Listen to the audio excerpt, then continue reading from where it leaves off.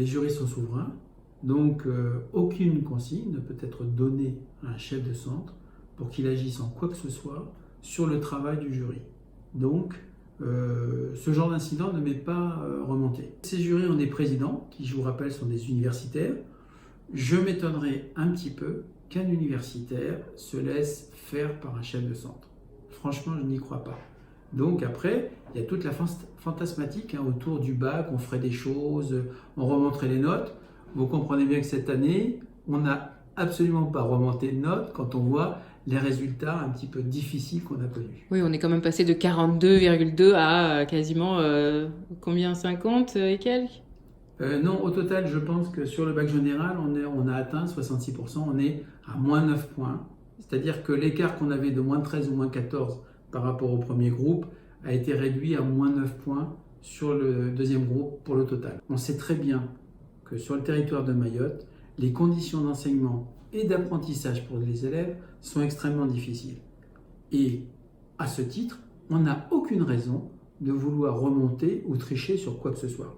On ne triche pas, on essaye de faire le travail le mieux possible et cela n'empêche pas évidemment certains de dire des choses. Vous savez, malheureusement, le dénigrement, c'est un sport un petit peu trop facile. En revanche, le travail au jour le jour, la réussite des élèves, c'est quelque chose de plus difficile. Effectivement, c'est un problème. On va essayer de trouver des solutions pour les élèves qui ont plus de 16 ans, qui ont entre 16 et 18 ans, notamment à travers des dispositifs comme la prépa focale, comme il y a au collège de Toujani. Notamment, globalement, par exemple, ce dispositif-là, il va accueillir 100 élèves.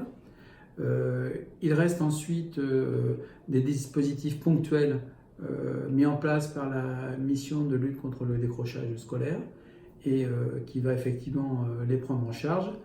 Et puis après, on va essayer aussi de faire redoubler un maximum d'élèves, ceux qui souhaiteront le faire. Parce que j'ai été principal de collège, tous les élèves ne demandent pas forcément à redoubler et certains vont aussi redoubler ailleurs. C'est-à-dire, vous savez bien comme d'habitude, à La Réunion ou en métropole.